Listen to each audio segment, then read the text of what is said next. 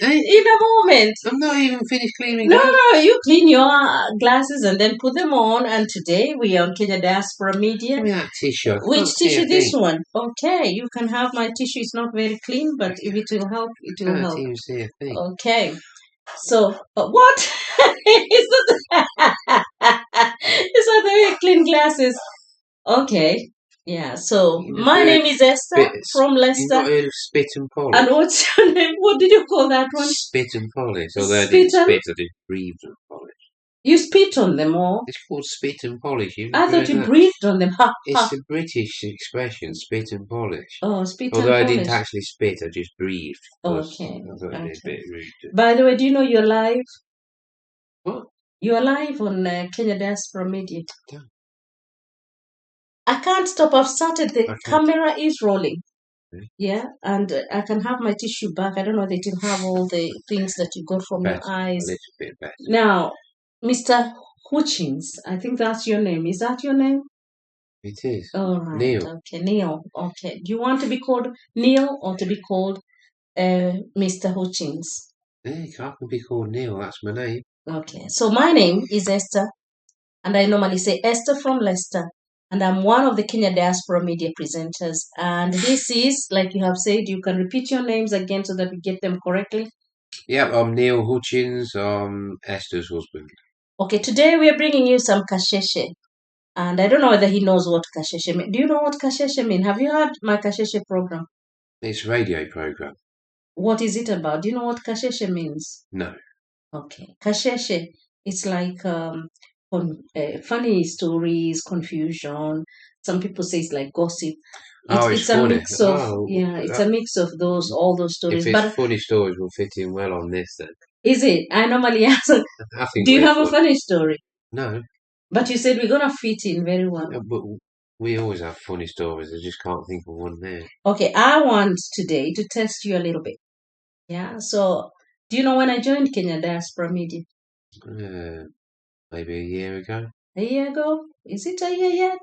I guess so. Not quite-ish, but just around July, August there. Coming up to a year. Coming up. Okay, if you round up the maths. Now, Mr. Hutchins, do you know what the letters spices stand for? I keep on talking about spices of life. Yeah.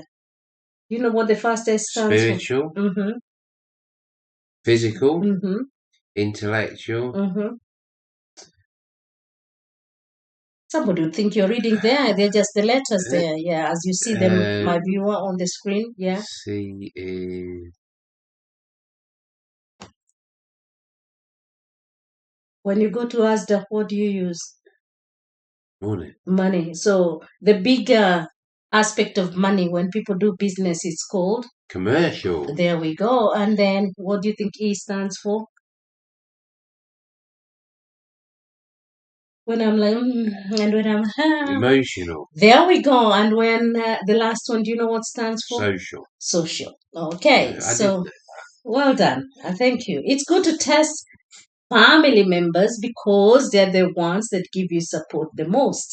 So today when I was reflecting, I was thinking, when I start talking, I should be starting with the last S about the social relations, because most of the time in this life, one of the things that I find to be most difficult is social relations. Do I have a good relationship with you?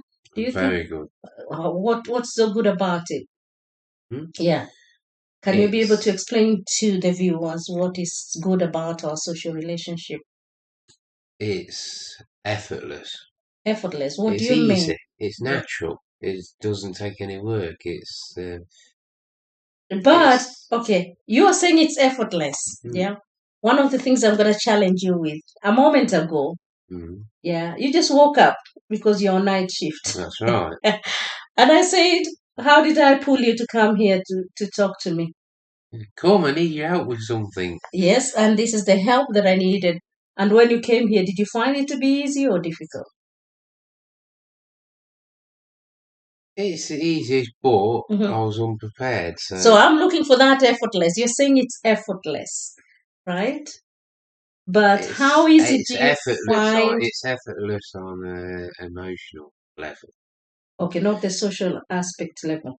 So On a spiritual level, it's effortless. On a physical level, maybe a little bit harder when you wake up and you're tired. Intellectually, yes, that can be challenging. So maybe when I think about it, not as effortless as the first thought, but on an emotional level, I'm talking about it's.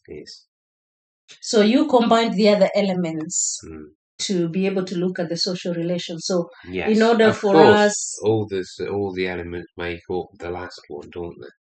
Somehow, yeah, because you can't have the social element of the spices of life without the spiritual, the physical, all these other ones. If you've ever looked at it like that, all the ones that come before the social, which is where it ends, they all make up. You can't have the social without those other parts that come before. What do you think? I think so. I think for us to be able to relate, like now when I asked you, I really did need help. And it wasn't this particular help. This is impromptu. So I have just dropped this on you. In so fact, even the other one I was calling you for, what was it? What springs to mind is the parts of the spices make up the whole part, and it's very much like what it speaks in the Bible about the parts of the body,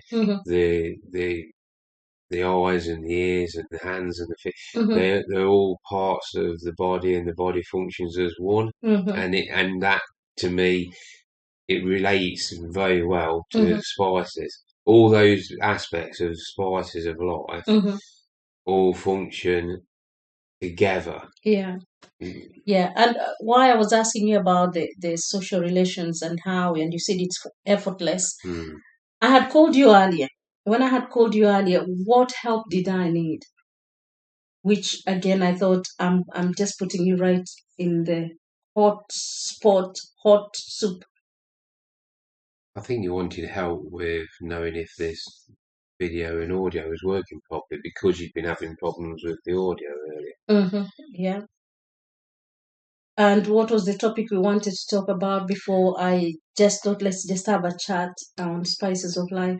It was Revelation chapter 5. That's right. So one of the things why I'm taking you back there is because, like you said, you are not prepared as such. I just dropped it on you. I have read Revelation chapter 5. I don't know whether you have read Revelation chapter 5. Have you? I've just read some of it, but I have to admit I haven't read it previously. To be honest, I've always been, until you started doing this series, I'd always been a little bit scared of Revelation because there's that misconception that it's all about doom and gloom and war and pestilence, the four horsemen. But in actual fact, it's more of a positive message than the negativity that everybody surrounds Revelation. Thank you, because that really encourages me, because it tells me for the past chapters that I've read, we have covered 5 chapters. We started with Revelation 22, which we introduced the concept of God and the throne room and heaven and the river of life and the tree of life. And it's a very magnificent picture. And then we came back to Revelation chapter 1, where now we find the story opening up. It's about the revelation of Jesus. Although John was in that island being persecuted, exiled because of persecution, he was able to see a lot of visions, and these visions helped him, and it's helping us to know the whole story of Revelation is to do with the revealing of who Jesus is. And of course, the Bible talks about Jesus from the beginning to the end. So it's important that we have an understanding. Most of us want to avoid the book of Revelation, like you just said, because it sounds scary. And from all the stories we've had through many sources, most of them are scary. All we know is like it's doom and gloom and judgment and the end of the world. Do you think we should be scared of the end of the world anyway? Should we? No, we shouldn't. Not only the ones that aren't ready for salvation, aren't ready for heaven, are the ones that will be scared because they're concentrated on the physical life, the physical world, which of course, if the world ends, that's gone. But as Christians, I like to think we are looking beyond that, and the physical world is just a very temporary phase of existence. Yeah. So for us Christians, we shouldn't be scared of the end of the world or Revelation, because we have that assurance of greater salvation to come. Yeah, and that's the way I would like people to look at the book of Revelation. And that's the way I would like people to look at life. Yes, we have a physical experience, but it is very temporal. And the very day this life ends, we may think it ends. You said the life ends. Do you think it ends? Physical life. Yeah, it may end on this side of the earth, but on the other side of life, it continues. And that's why it's important to be able to study the book of Revelation, to be able to understand about heaven, to be able to understand what there is for us, so that we can be able to have a hope and be able to live with hope and positivity, knowing that the end of this life is not the end of everything. The troubles that we face, like that John, yeah, he was in exile, but look at what he got to see. He got to see visions of heaven. He got to see greater things that particular time, and it's wonderful. It's very wonderful. So now let me tell you what I've just learned today.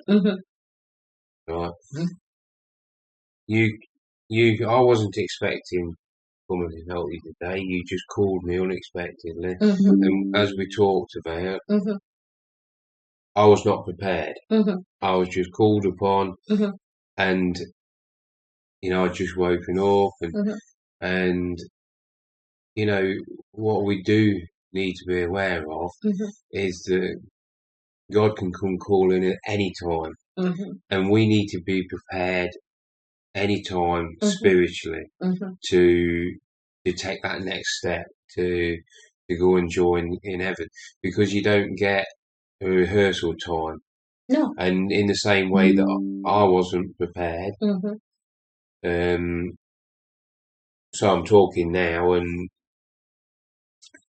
a little bit more aware. I've woken up now, and I know the topic we're talking about. But if that was God that was coming calling, not you, and my heart and my spirit wasn't prepared, and I didn't know this is a message to all non-believers, that you need to be prepared, because you never know when that time of calling is going to come. And again, if you and I didn't have a good relationship, I don't think you would be supporting me. You would be complaining. The way I knew you in the past, before you had set your ways right, yeah, I think you would be like, don't you know that I'll be going to work later? I don't have time for this. Yeah, so exactly, and that brings us on to relationships as well.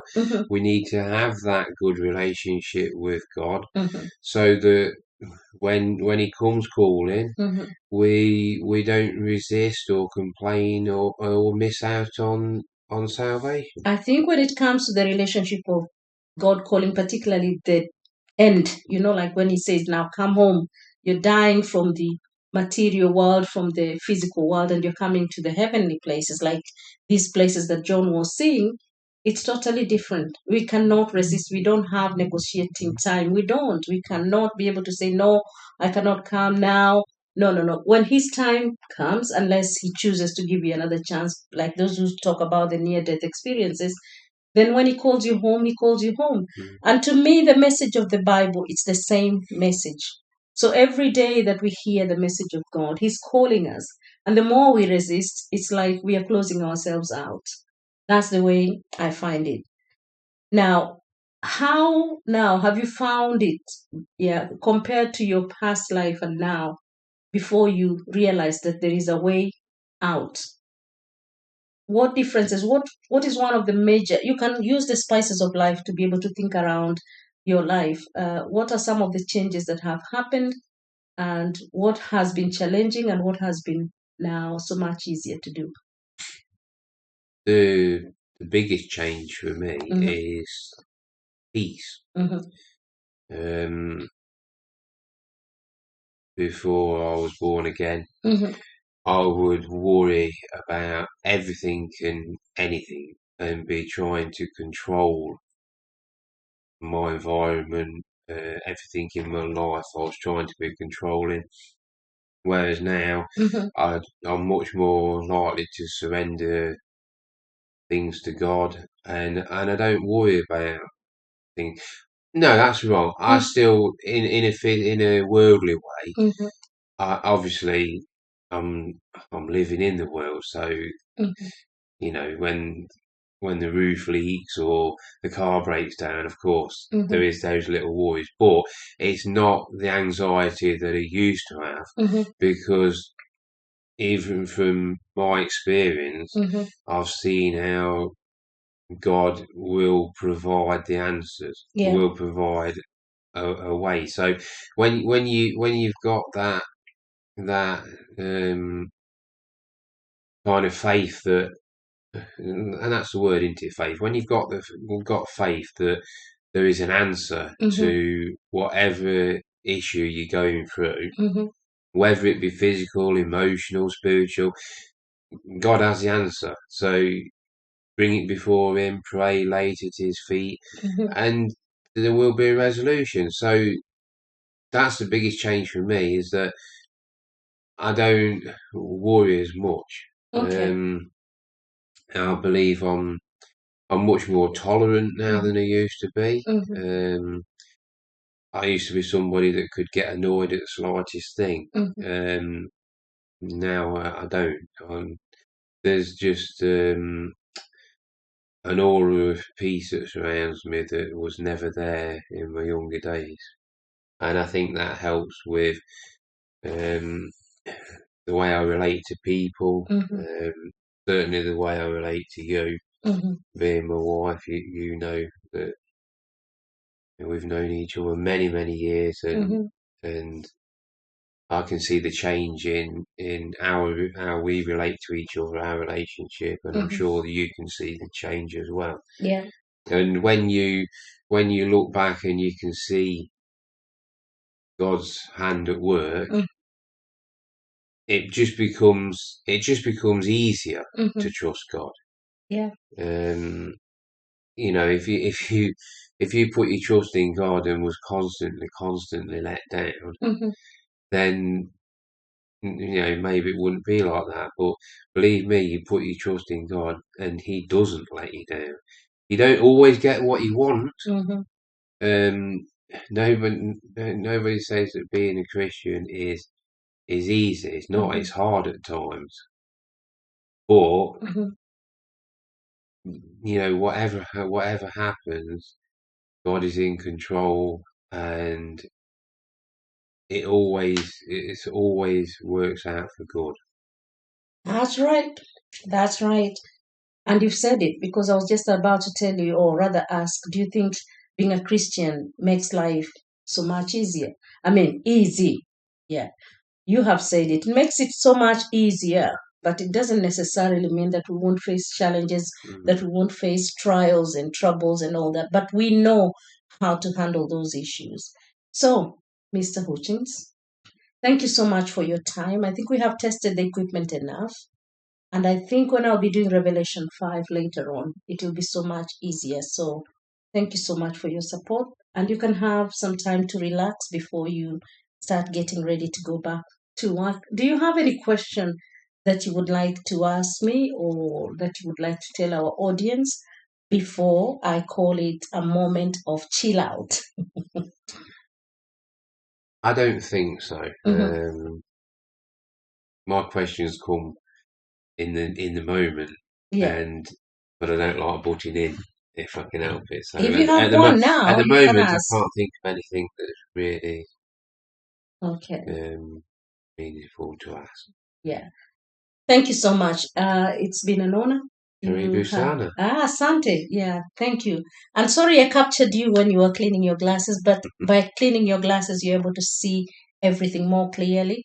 And in life, the same way, you know, if we want to have a good perspective of life, we must have clean glasses. We must have We must wear the right glasses of God to be able to see God in that perspective in a clear way. If our glasses or if our perspective is dulled, or rather it's a bit shady or it's a bit dirty, then we are not able to see God in the perspective that we are supposed to see.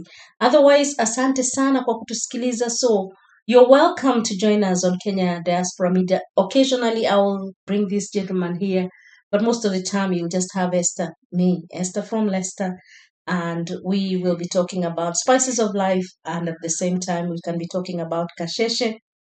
And the kasheshe, most of the time, I ask just hard questions of life, like if somebody has... What's kasheshe again? Kasheshe is like those funny stories, confusions, gossip, and all sorts. So one of the questions I had asked on kasheshe is, if you knew a friend of yours, he's a Christian. Okay, yes, he's a Christian. Kasheshe sounds like something tasty to eat. It's a gossip. When it's gossip, people like kasheshe. No, it's not kachumbari. Don't even mix it with kachumbari. No.